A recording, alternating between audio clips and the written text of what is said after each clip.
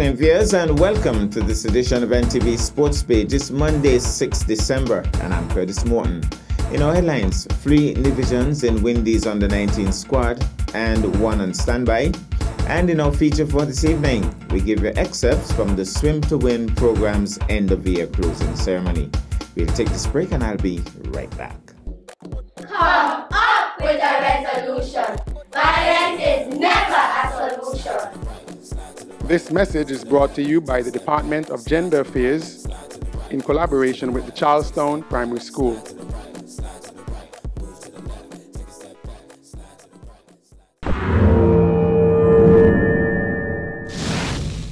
Well, I'm back and we start with cricket. The 15-man squad for the West Indies Under-19 World Cup campaign in early 2022 has been finalized. The squad was released after another series of practice matches by the Rising Stars held in Antigua, along with intense training sessions. 3 Nigerians were included in the recent tour to the UK in Justin Armadan, Karlan Bowen-Stockett and Unaje Amri. Jayden Carmichael just missed out on that tour despite having commendable returns in the practice sessions. Now, 3 Nigerians have been included in the finalized squad in Karlan Bowen-Stockett, Unaje Amri and Jayden Carmichael, with Carmichael forcing his way into the squad after compelling returns with both bat and ball during the last outing in Antigua. Surprisingly, Anderson Armadan failed to make the final cut despite scoring a half-century in the first practice match during the last outing in Antigua. He has been placed in the standbys. In terms of the full squad, Akeem August is the captain, Giovante Di Pisa, Unaje Amri, and of course he's a right-handed batsman and right-arm off-spinner. Teddy Bishop, he's a right-handed batsman. Karlan Bowen-Stockett, a right-handed batsman and wicketkeeper. Jayden Carmichael, right-handed batsman and left-arm leg spinner. McKenny Clark, he's a right-handed batsman and right-arm fast bowler. Rivaldo Clark, right-handed batsman and wicketkeeper. Jordan Johnson, left-handed batsman and right-arm leg spinner. And Johan Lake, right-handed batsman, right-arm fast bowler. Anderson Mahez, left-handed batsman, left-arm spinner. Matthew Nandu, left-handed opening batsman, right-arm leg spinner.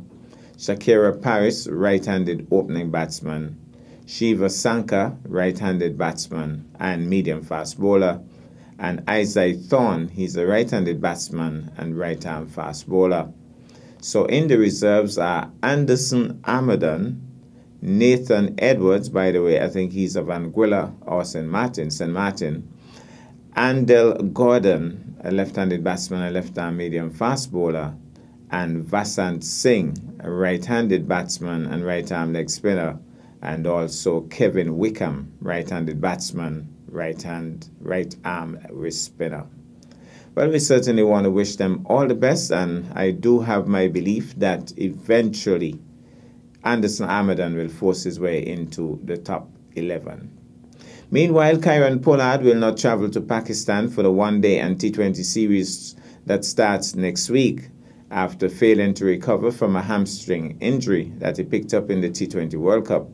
In his absence, Nicholas Pooran will be the T20 captain and Shai Hope will be the one-day captain. Pollard has been replaced by all-rounder Rovman Powell for the T20s and wicketkeeper batsman Devon Thomas for the one-days. A Cricket West Indies statement said that Pollard will undergo rehabilitation work in Trinidad and will be reassessed in a few weeks ahead of the home series against Ireland and England in January 2022. And on Saturday, 4th December, the mortal remains of the late Nevis and Leeward Islands fast bowler Hugh Oswald Rafi Wallace was laid to rest at the Bath Cemetery. This after the homegoing service which was held at the Roman Catholic Church in Charlestown. Among those delivering tributes were Ms. Charlene Martin, Vice President of the Nevis Cricket Association, on behalf of that august body, and former West Indies all-rounder Carl Tuckett read a tribute on behalf of Enoch Lewis, the President of the Leeward Islands Cricket Association. President of the Nevis Cricket Association, Carlisle Powell, delivered the impressive eulogy. At the end of the service, as the body was being taken from the church, some of the local cricketers raised bats in fitting tribute. These included the under-19 selectees to the West Indies under-19 squad. Let's take in this. By the cricketing fraternity, represented Davis and the Leeward Islands over many years with passion and as though his very survival depended on it. We are all often here and use the term lion-hearted. Rafi's teammates, whether he was representing penniless, government roll-out stars, the Davis national team, or the Leeward Islands will readily testify that he was this and more. His opponents knew without a shadow of a doubt that it was nothing short of a cricket war on the field. Lewis, the current president of the LICB, recalls an island tournament match against Nevis in Nevis, where Antigua was required to score a mere 78, also with a full day at their disposal to get the runs. His further recall is that Rafi started the attack from the southern or high school end, quickly removing one of the openers, and when he got to the crease, expecting to cruise to victory, Rafi confronted him with one of the best spells of fast bowling he experienced, and it took all his skills. Battling Rafi for the better part of 2 hours to eventually see his team home, which is Antigua. He stated that while hardly anyone remembered the game for the lack of excitement, it has stuck with him as he became a better player because of the inspired, accurate, and determined spell of bowling by Rafi that day. What's incredible is that his contribution on the field of his native Nevis was not driven by monetary reward, but rather out of a desire to bring pride and honor to his country, and by extension the Leeward Islands. Often when we as fans of the game speak fondly of favorite cricketers, the names of a person like Rafi Wallace, who would have given every ounce of energy he could muster to national service without expecting and receiving anything in return, are often omitted. We need to put an end to this unfortunate practice. He will certainly be missed by lovers of cricket in the Leeward Islands, but more particularly the cricket fraternity in Nevis and his beloved, penniless government board All-Stars. May his ultra-competitive spirit and commitment to the sport live on in future generations of Nevis and Leeward Island cricketers.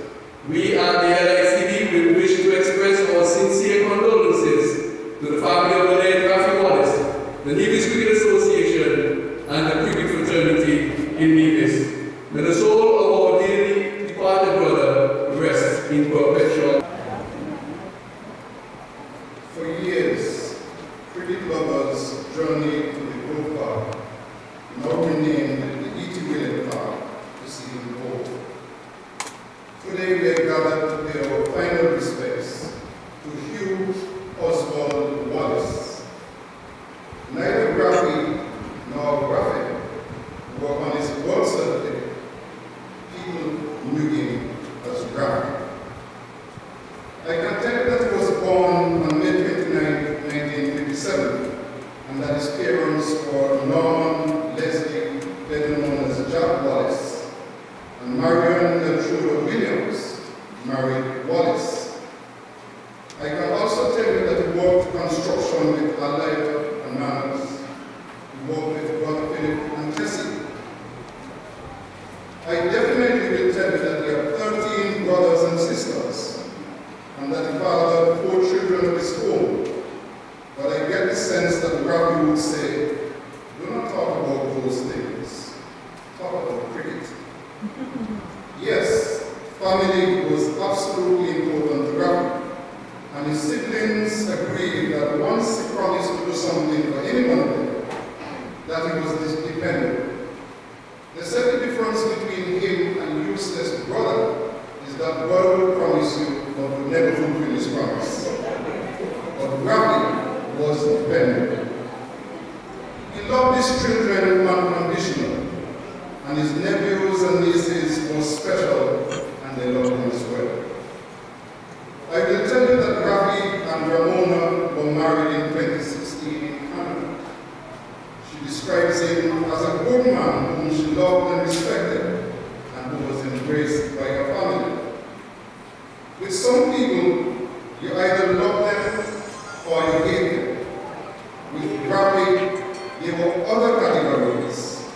Some people loved to hate him, while others hated to love him, because Rafi was, in local parlance, Pixon bad, and he took great pleasure in teasing and harassing people.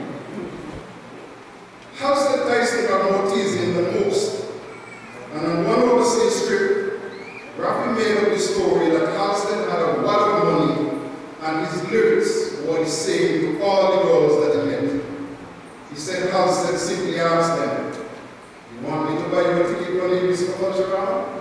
Of course, Halstead became furious, but that wasn't the worst. We were playing a home game, and in the dressing room, Rafi realized that his boots were damaged. It so happened that Halstead had just bought a new pair of boots. Rafi very calmly looked at Halstead and said, "Halstead, you know you're not getting again. You're new with the same size. Just give me your boots and we'll use them for you." Halstead was not happy. Now, the last game of that season was a game against St. Kitts in Nevis. Tony recalls that he came into bat after Dean Thompson got out. Guess who was the other batsman at Nevis? It was Rafi Wallace, the same Rafi who we had threatened to kill. Now, people knew that Rafi and Tony, good friends, had fallen out. And so, as Rafi strolled to the crease, everybody at Grove Park, as we called it then, stopped what they were doing and looked at Tony and Rafi batting together. Now, I spoke to Tony yesterday because I wanted him to recall the incident from 40 years ago. Tony recalls that just as the bowler was getting ready to bowl, Rafi loudly shouted, "Wait, Tony, come here!" People in the pavilion could hear.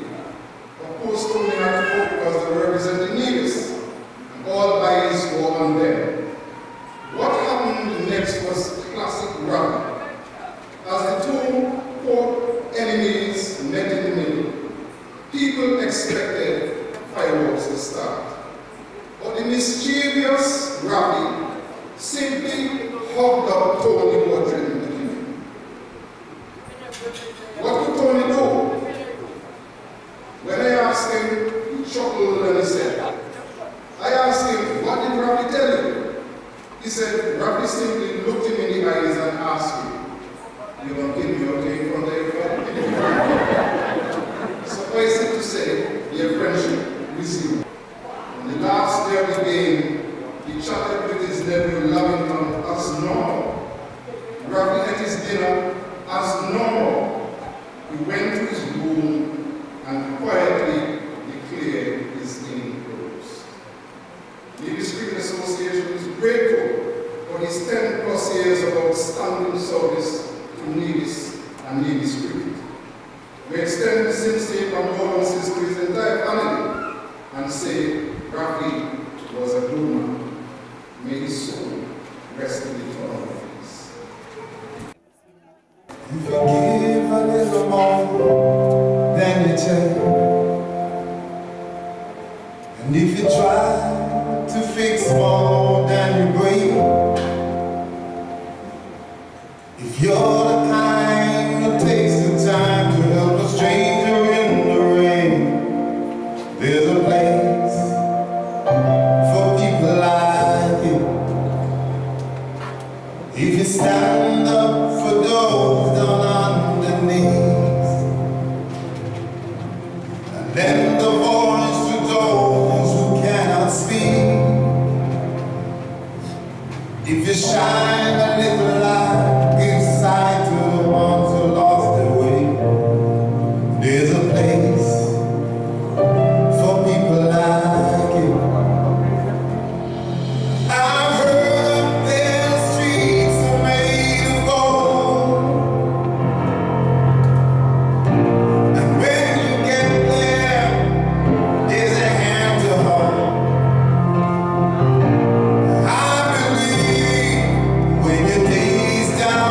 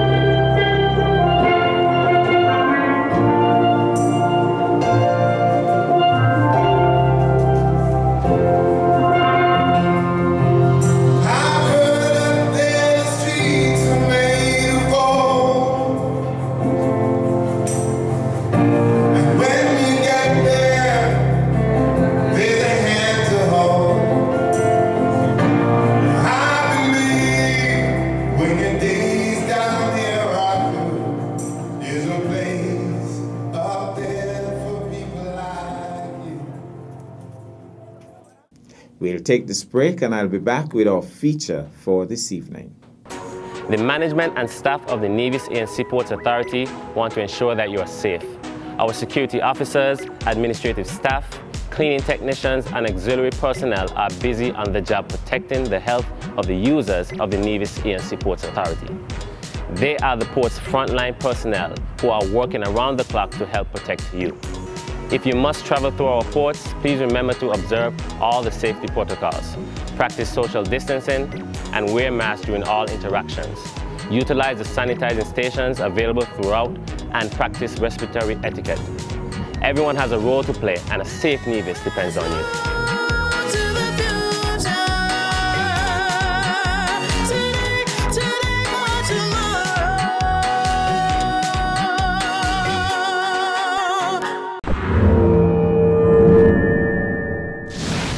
Well, I'm back, and tonight swimming is in the spotlight. The beach area at Yachtsman's was the venue for an impressive ceremony on Sunday, 28th of November, which effectively concluded the Swim Year 2021 for the Nevis Aquatic and Sailing Center. We start with some excerpts from that ceremony, and hopefully tomorrow we'll continue. Let's take in this.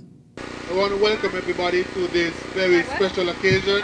Today we're in celebratory mood as we conclude the swimming program for 2020.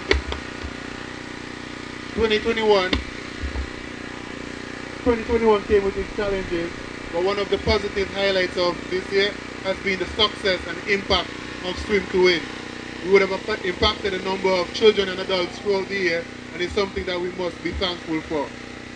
This afternoon is about the participants. I would like to acknowledge the presence of the Honorable Eric Evelyn, Minister with responsibility for sports, and also the Principal Education Officer in the Ministry of Education, Ms. Zanella Claxton. And without further ado, I call on the Honorable Eric Evelyn to bring brief remarks.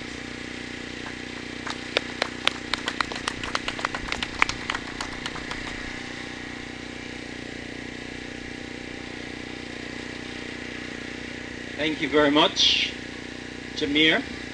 Let me say good afternoon to all. Let me recognize the Principal Education Officer, Ms. Zanella Claxton. Of course, all our partners, including Perry, who has been one of the powerhouses behind this initiative, the Swim to Win. And as Jamir would have rightly pointed out, we're here this afternoon to celebrate because we have achieved and accomplished so much over the past few months, and we have accomplished so much under very trying circumstances and some very challenging times.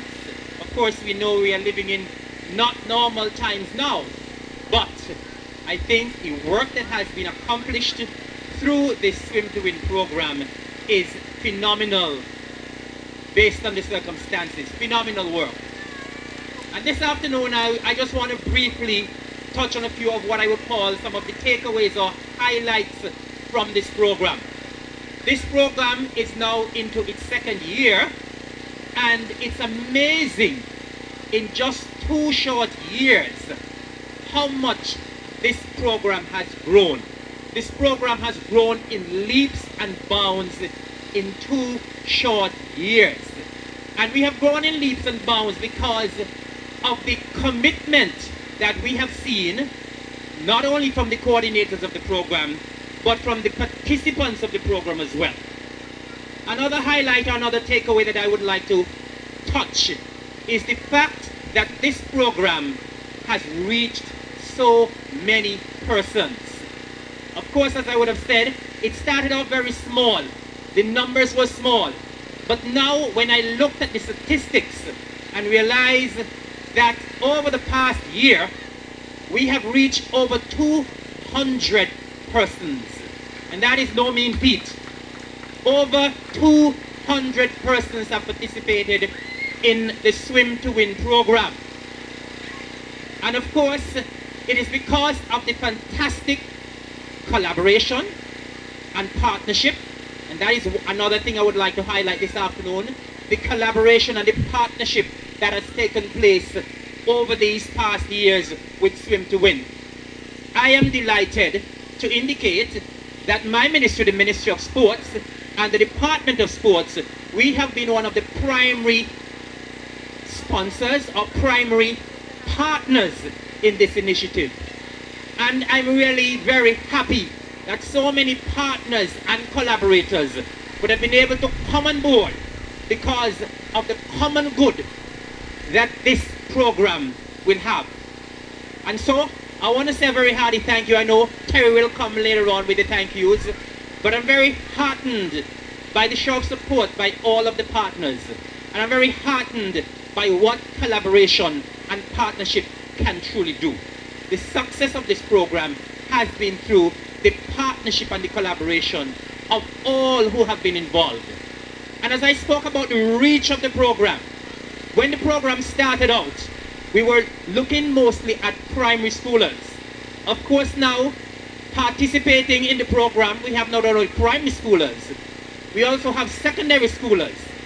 And what is also heartening to me is that we have also reached out in the community, and there's also a community component as well of the program.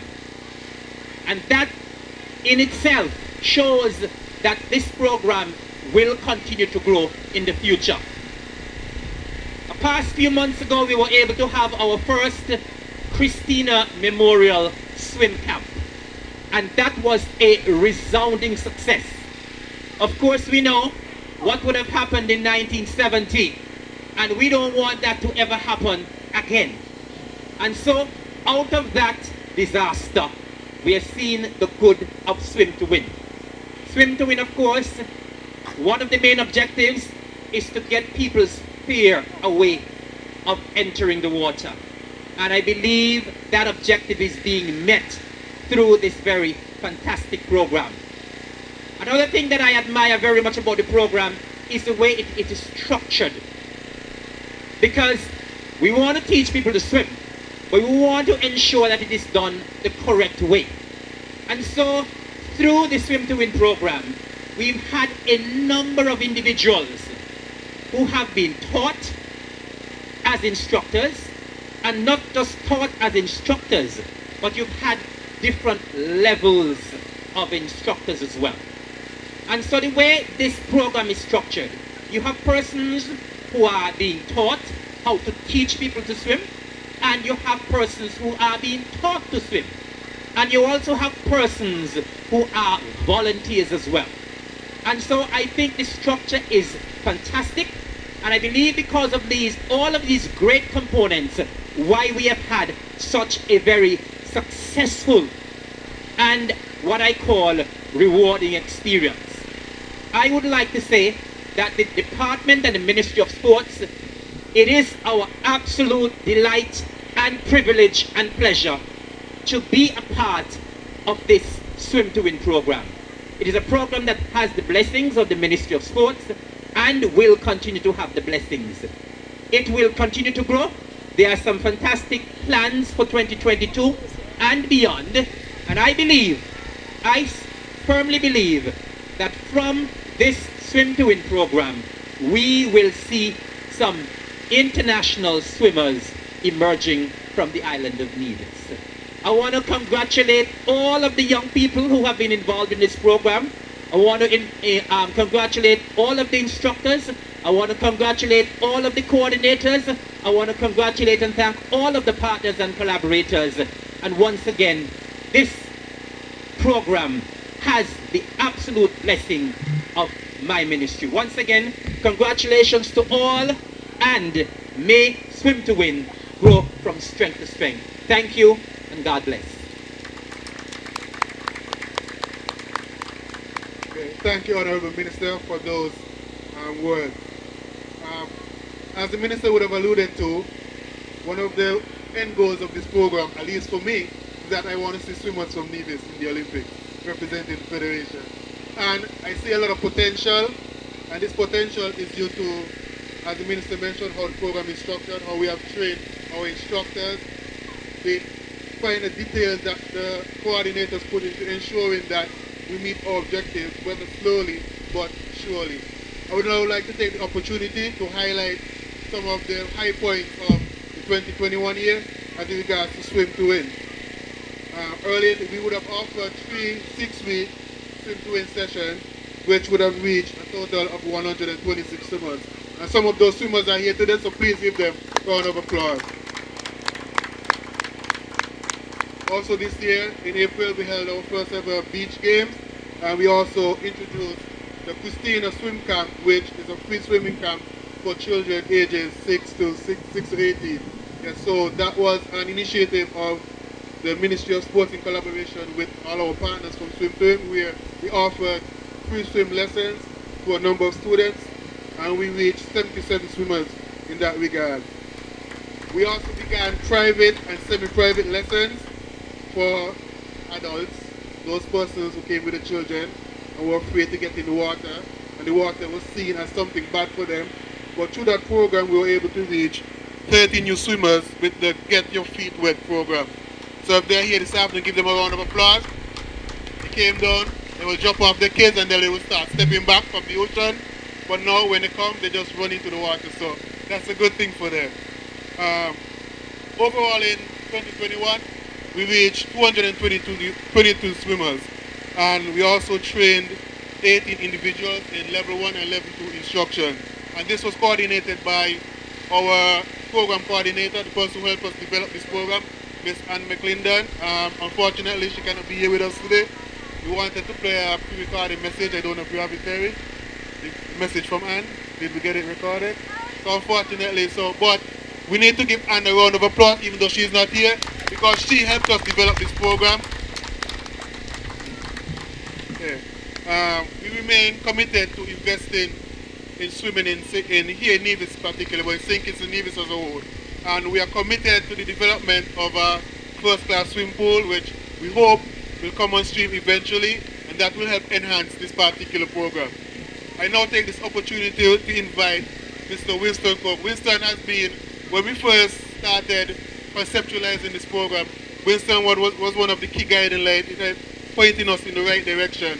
He offered advice, he offered, what must I say, if we were going down the wrong road, he will hold us in and tell us no, go this way.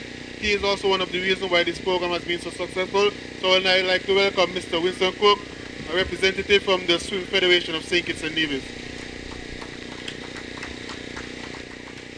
Thank you very much, and good afternoon to everybody. And just like the Minister Evelyn, I would like to congratulate all of the persons involved. Now, the people behind the scenes, they normally don't get mentioned. I want to mention them very, very strongly because they are the core. So thank you all for what you've been doing to make Swim to Win as successful as it is. It takes a team, and you are an incredible team. And then, of course, we've got so all of the volunteers and the water safety people, the Red Cross. Where is she? Where is she? Oh, there she is, Cindy. Well done, Cindy. Thank you, all your contributions, and especially the instructors. I come down here and I watch them regularly working with the adults and the children, and they are nothing short of spectacular. It's the reason why you see some smiling faces here, as opposed to the fear that normally used to be on the visage of most people. So thank you all the instructors. You are the future of the sport, and what you do, you'll transfer to your students. What the Swim to Win program is doing is transforming lives. It's so key. You're transforming lives.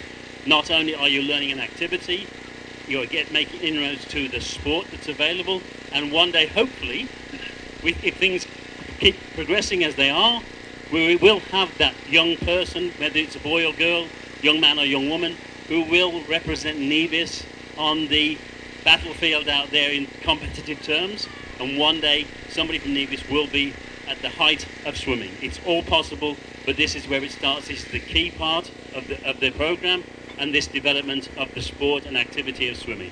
I commend you all, especially the parents who have been so bold. It's wonderful to see whether they're mothers or fathers joining in with the children, because it now means you can go to the beach with your children, okay, and know that you'll be safe and they will be safe. Safety for me is the absolute key element, and I can't emphasize enough the importance of it. And I want to thank everybody that's involved. Terry, fantastic job what you do, extraordinary, it's been amazing to watch.